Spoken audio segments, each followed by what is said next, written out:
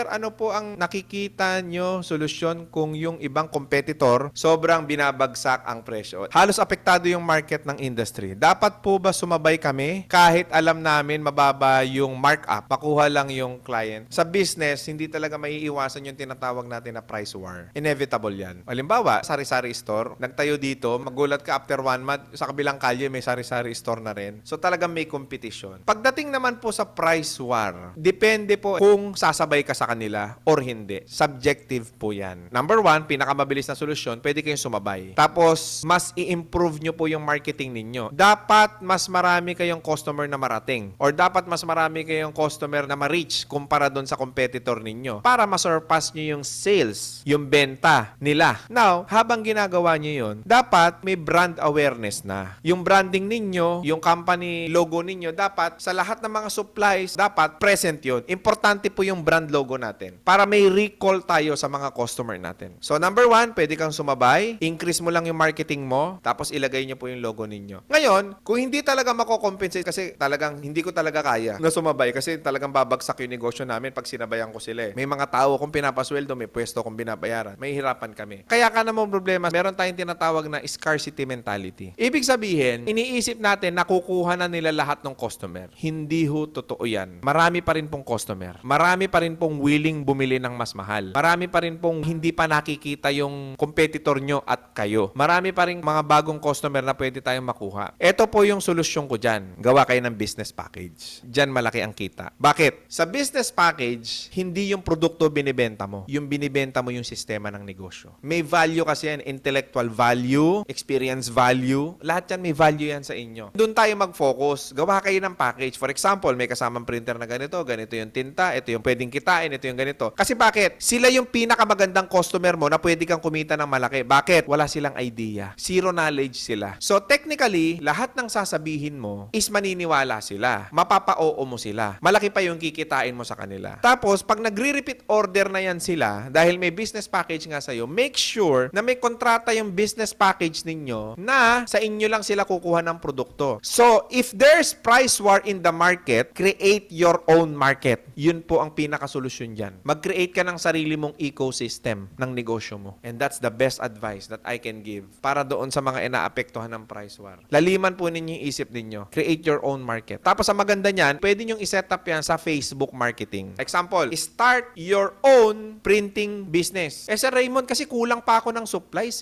Wala akong pampuhunan para kumuha ng mga ganong klaseng printer O ganito po yung solusyon dyan. I-outsource mo muna, patungan mo na lang. Isama mo dun sa business package mo. So kung ano yung kailangan para makabuo ka ng business package, not necessarily na may stock on hand ka, pwede kang kumuha sa third-party supplier. Importante, i-launch mo yan sa social media. Facebook and TikTok, pinakamabilis. Gawa ka ng advertisement mo sa mga business packages. Sir, ano po need consider before hiring additional staff? Number 1, focus on the attitude. Pag may applicant po kayo, para sa akin 80% attitude, 20% skill set. Bakit? Kasi, kaya ako, attitude-based, pag nag-hire ako ng tao, gusto ko yung ma-hire ko is someone na pwedeng makinig, kayang makapag-adapt kagad, kayang makisalamuha sa iba kong empleyado, hindi sila matampuhin pagka napagsabihan o napagalitan. Attitude is everything para sa akin bilang may-ari ng negosyo. Yung skills kasi natututunan yan, especially abundant ng knowledge ngayon and information sa Google, sa YouTube, sa Facebook. Tapos ganito gagawin mo, kailangan visible ka sa LinkedIn, tapos post ka rin sa Facebook jobs. Nasa micro scale ka pa ngayon. So kung ima-macro scale mo na yung business model mo, kailangan attitude plus skill set talaga. Depende sa department na hahawakan nila. For example, kailangan mo ng isang tao for marketing, kailangan mo ng isang tao for management, for finance, for accounting, and all. Kailangan talaga specified and detailed yung magiging trabaho nila sa kumpanya nyo. Tapos, isa rin sa i-consider mo kung willing ba silang mag-multitask. Kasi syempre, bilang may-ari, kailangan natin is someone na pwede nating ilipat din ng department or po pwede nating ma-utilize sa ibang department. So, yun yung mga considerations mo dyan. Hello po sir, nagpo-produce po kami ng healthy juice. Ngayon po marami pong naging interesado at nasasarapan at hinahanap din ito sa market. Kaso po, di po namin alam paano sisimulan ang market. Kung yun po yung question po ninyo, this is the answer. There's no better way and there's no more efficient way to actually market your product but on internet. Ang unang-unang pwede nyo pong gawin dyan, total nakikilala na yung produkto nyo, is you have to focus on branding. Dahil marami na nakakaalam ng produkto nyo. You have to establish establish your brand in social media and in e-commerce platform like Shopee and Lazada. Branding, ibig sabihin, continuous post every day. Ano yung nangyayari in and outs ng negosyo ninyo? Dapat nako-cover nyo po yan at naipopost po ninyo sa page ninyo. Now, once na naging visible po tayo in social media, there are several ways to actually scale it or market it. Number one is through distribution. Pwede po kayong gumawa ng distribution program or reseller program para may leverage ka. Importante yung leverage sa negosyo na hindi lang ikaw ang nagbebenta ng produkto mo, marami rin nagbebenta at nag-aalok ng produkto mo. Yun yung use ng mga resellers. Bibigyan natin sila ng profit. So, there are several types of direct selling. Number one is yung traditional direct selling. Pwede kang kumuha ng taga-benta mo. Pag may nag-apply sa'yo na gusto magbenta ng produkto, may tubo sila na,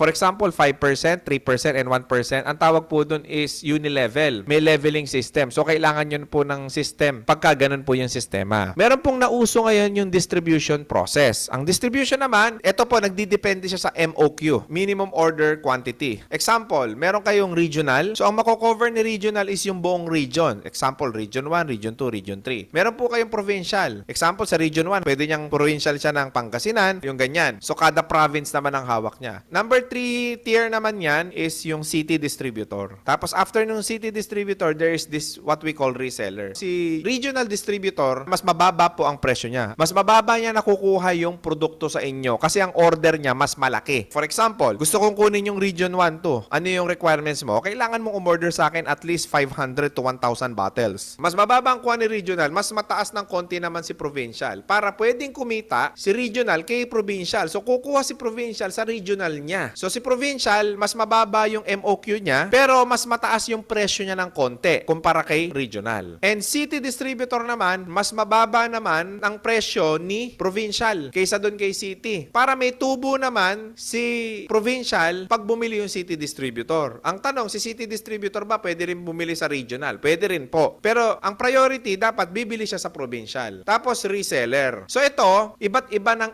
MOQ or order ng quantity ng mga produkto nila. So the more na mas malaking area ang hahawakan niya, the more na mas marami siyang MOQ. So every time na o-order siya, ito yung requirements ninyo. Kailangan ma-maintain niya yan. So pwede po kayo mag-allocate ng quota at pwede rin po kayo mag-allocate ng minimum order quantity nila every time na mag-o-order po sila. So pwede nyo pong buuin yung sistema na yan. Example, dito sa regional, ang profit nyo po is 10%. Dito sa provincial, meron kang 15% profit. Dito sa city, meron kang 20% profit. Dito sa reseller, meron kang 30% profit. At pag binenta nila, 50% profit kayo in total. So si reseller, kikita pa siya ng nasa 15% and so on and so forth. So lahat po kikita. So ganun po yung ginagawa nila through distributorship. So po pwede nyo pong mapag-aralan yung ganyang sistema po. May tier, regional, provincial, city, and reseller. Tapos pagdating dyan sa social media, kailangan nyo talaga ng brand presence. Kailangan meron kayong Facebook, TikTok, tsaka Instagram. Lalo na sa Instagram, malakas yung mga ganyang klase ng product. Kailangan maganda kayo mag-picture. Kahit cellphone cam lang ang gamit ninyo, basta gandahan nyo lang yung angulo, tapos may advocacy kayo. Kailangan ma-deliver nyo po yung message. Ma-deliver nyo yung konsepto ninyo sa mga future buyer or investors ninyo in the future. Ano po ang tamang way para maging successful as entrepreneur tulad nyo po? Wala po talagang specific na catalog kung paano ka magiging successful na negosyante. Ang pwede lang talaga is advices, mga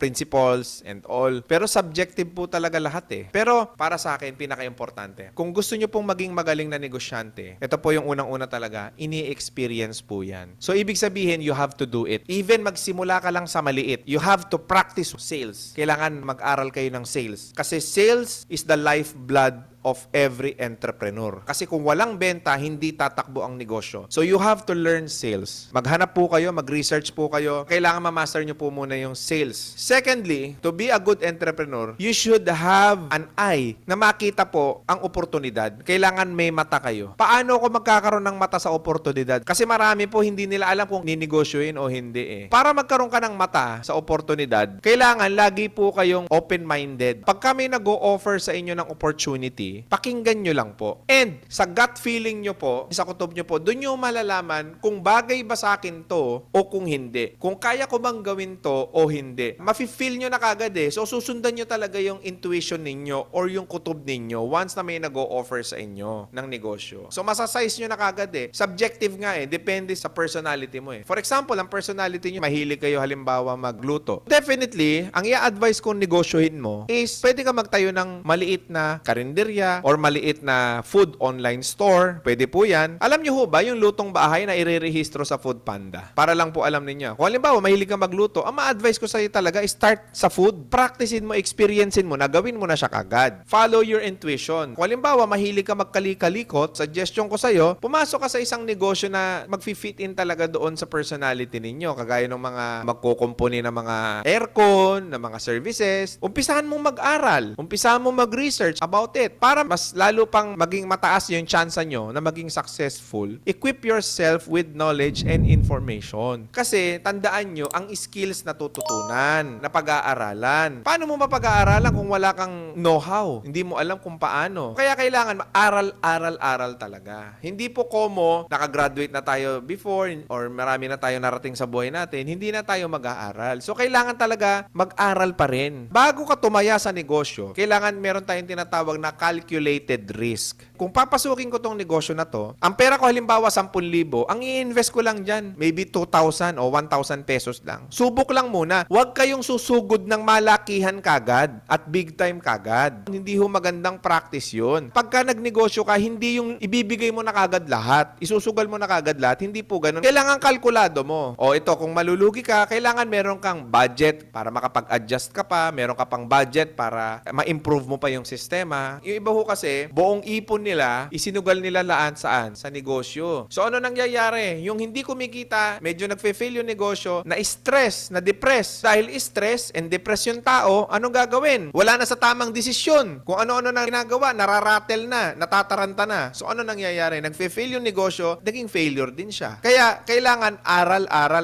Aralin nyo yung sales, aralin nyo yung business process, aralin niyo yung operation, aralin po ninyo yung social media. Kasi maraming negosyo ngayon ang hindi mo na kailangan ng pwesto. Sa social media lang, pwede na. So, yun talaga yung ma-advise ko sa'yo. Kung gusto mong maging magaling na negosyante, kailangan marunong ka ring makinig sa ibang tao. Seek for advice. Kailangan lagi mo i-consider yung mga opinion ng ibang tao. Kahit tumatakbo na nga yung negosyo mo eh, yung opinion ng customer mo, pakikinggan mo yun, dapat may tenga ka dun. Yung iba kasi, ang ginagawa nila, puro yung pantaha lang nila o yung naiisip lang nila yung ginagawa nila. Kaya kadalasan talaga nagfe-fail. Bago ka magbukas ng negosyo, in all angles, alamin mo muna saan ako po pwedeng mag-fail, ano yung po pwedeng risk sa negosyo na to, paano ko siya mapapakita, ilang percentage ang kikitain, so ilang customer ang kailangan kong ma-servicean bago ko mabayaran itong mga tauhan namin, bago ko makapagbayad ng pwesto, bago ko makapagbayad ng kuryente. So yung mga ganon, kailangan po inaaral talaga lahat.